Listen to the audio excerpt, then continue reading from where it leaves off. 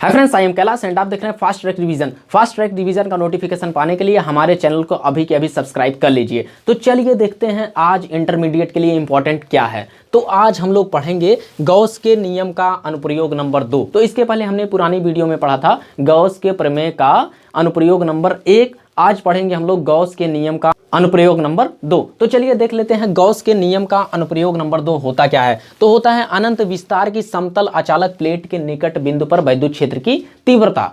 अर्थात कहने का मतलब यह है कि एक चादर रहेगी, इस चादर के किसी निकट बिंदु पर हमें वैद्युत क्षेत्र की तीव्रता ज्ञात करनी है। किसके नियम का उपयोग करके? गॉस के प्रमेय का उपयोग करके। तो चलिए देख लेते हैं कैसे करते हैं। तो सबसे पहले हमें एक चित्र बनाना है और चित्र के बारे में लिखना है। जैसे हम बोल रहे हैं वैसे वैसे आपको लिखते भी जाना है। तो मान लेते हैं, माना एक समतल अचालक प्लेट है जो कि प्लस क्यू आवेश से एक समान रूप से आवेशित है। ठीक है, मान लेते हैं इस प्लेट का क्षेत्रफल कितना है? कैपिटल ए है। माना इस प्लेट के निकट बिंदु पर वैद्युत क्षेत्र की तीव्रता ज्ञात करनी है। अगर निकट बिंदु पर वैद्युत क्षेत्र की तीव्रता ज्ञात करनी होगी तो भैया यहाँ पे अगर मान लो ये हमारा हाथ एक प्लेट है तो इस प्लेट के दोनों तरफ निकट बिंदु हो सकते हैं ना।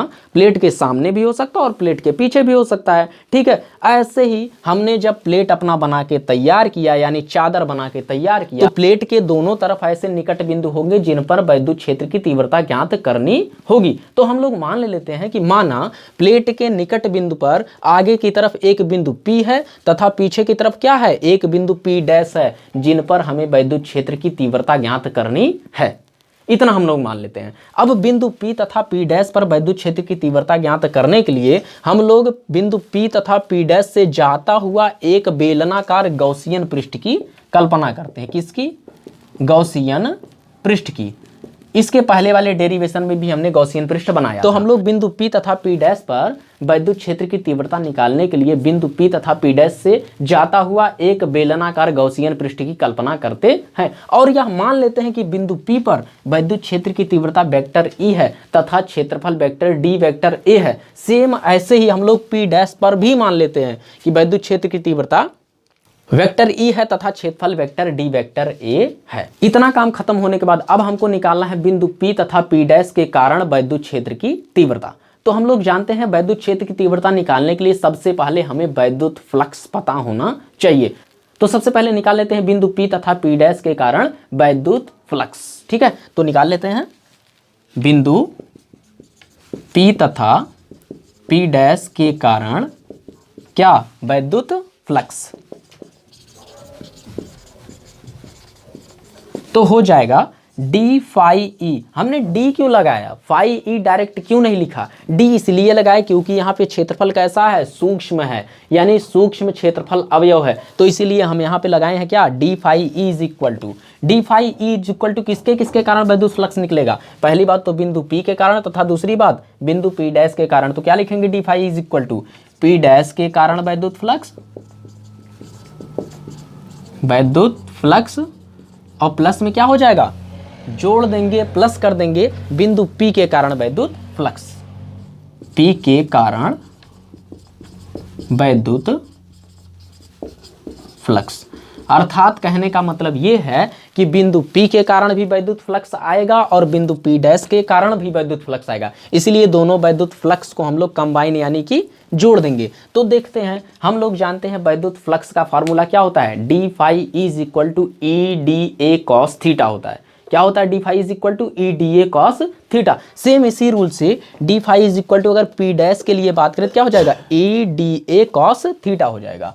तो E D A cos theta हो जाएगा। प्लस में अगर हम बिंदु P की बात करें तो बिंदु P पर भी वैद्युत क्षेत्र की तीव्रता वेक्टर E है और क्षेत्रफल वेक्टर D वेक्टर A है। यानी बिंदु P पर अगर बात करें हम लोग वैद्युत फ्लक्स की कितना हो जाएगा? E D A cos theta. देखो दोनों वैल्यू सेम है, यानी हम दोनों को कुछ इस तरह से क्या लिख सकते हैं? 2EDA cos theta. यानी दोनों को हमने जोड़ दिया तो एक और एक जुड़ के 2 हो गया और EDA कॉस थीटा हो गया। देखो अब यहाँ पे थोड़ा सा समझने वाला बात है, क्योंकि बच्चे अक्सर आके यहीं पर गलती करते हैं कि थीटा का मान वो लोग समझ ही नहीं पाते हैं। थीटा 0 कैसे हो गया? और कोई टीचर बताता भी नहीं यार, जनरली स्थिति में सब कहते हैं थीटा बराबर 0 रख लिया जाता है। ऐसा नहीं होता है, ठीक है। थीटा 0 रखा जाता है तो किसी कारण से रखा जाता है। कैसे रखा जाता है, देखो ध्यान से कि यहाँ पर अगर हम बात करें तो वेक्टर ई और डी वेक्टर ए यानी वैद्युत क्षेत्र की तीव्रता तथा क्षेत्रफल अवयव के बीच कोण कितना है, शून्य अंश है। क्यों शून्य अंश होगा, क्योंकि वैद्युत क्षेत्र की तीव्रता और क्षेत्रफल वेक्टर दोनों की दिशाएं समान है, और जब कभी भी किसी दो वेक्टर की दिशा समान होती है तो उस स्थिति में थीटा का मान कितना होता है, शून्य अंश होता है, ठीक है। तो लिख देंगे चूंकि थीटा बराबर शून्य अंश अतः D phi is equal to, यहाँ से क्या हो जाएगा, अतः यहाँ से हो जाएगा, यहाँ डी फाई लिख देते हैं, यहाँ से हो जाएगा D phi is equal to 2e D A cos theta का मान 0 रख दीजिए, तो हो जाएगा 2e D A cos theta का मान कितना हो जाएगा, 0 अंश हो जाएगा। और हम लोग जानते हैं कॉस 0 अंश का मान कितना होता है, 1 होता है। लिख दोगे चूंकि कॉस 0 अंश बराबर 1, अतः क्या हो जाएगा D phi is equal to, यहाँ से हो जाएगा 2e डी ए कॉस 0 का मान कितना हो जाएगा, 1, यानी हो जाएगा D phi is equal to 2e D A. इतना काम होने के बाद अब हमको जो यहाँ पे d और d दिख रहा ना, इन दोनों d को हटाना है। तो d को हटाने के लिए हम लोग जानते हैं कि समाकलन कर देते हैं। तो समाकलन दोनों पक्षों का कर दो, समाकलन करने पर चलिए समाकलन कर देते हैं। समाकलन ऑफ ए यानी क्या करेंगे हम लोग, क्षेत्रफल ए के सापेक्ष समाकलन करेंगे। इस प्लेट के क्षेत्रफल ए के सापेक्ष समाकलन करने पर समाकलन of A D phi is equal to समाकलन of A 2e D A. परंतु यहाँ पे देखेंगे 2e पर कोई भी समाकलन नहीं है, तो 2e समाकलन से बाहर आ जाएगा। और यहाँ पर समाकलन जब हटाएंगे तो साथ में d भी हट जाएगा, यानी यहाँ कितना आ जाएगा, फाई इज इक्वल टू हो जाएगा 2e तो बाहर आ जाएगा और समाकलन ऑफ ए डी ए हो जाएगा। यहाँ से फाई इज इक्वल टू हो जाएगा 2e, समाकलन हटाएंगे d हट जाएगा, बचेगा a। इतना हो जाएगा। इतना होने के बाद थोड़ा सा आपको और टाइम देना है। जैसे ही आपने थोड़ा सा टाइम दिया तुरंत डेरिवेशन हो जाएगा, ठीक है। चलिए अब हम लोग जानेंगे गॉस के प्रमेय से फाई ई का मान कितना होता है। अब गॉस का प्रमेय तभी जानेंगे यार जब जाके हमारे पुराने वीडियो आप देखेंगे, क्योंकि पुरानी वीडियो में हमने गॉस का प्रमेय अच्छी तरीके से पढ़ाया है और उसका प्रूविंग भी करवाया है। तो जाके पहले गॉस का प्रमेय वाली वीडियो देखेंगे, देख के इसके बाद यहाँ पे आएंगे तब जाके समझ में आएगा, या फिर मैं बता दे रहा हूँ यहाँ फिर भी समझ में आ जाएगा। तो हम लोग जानते हैं गॉस के प्रमेय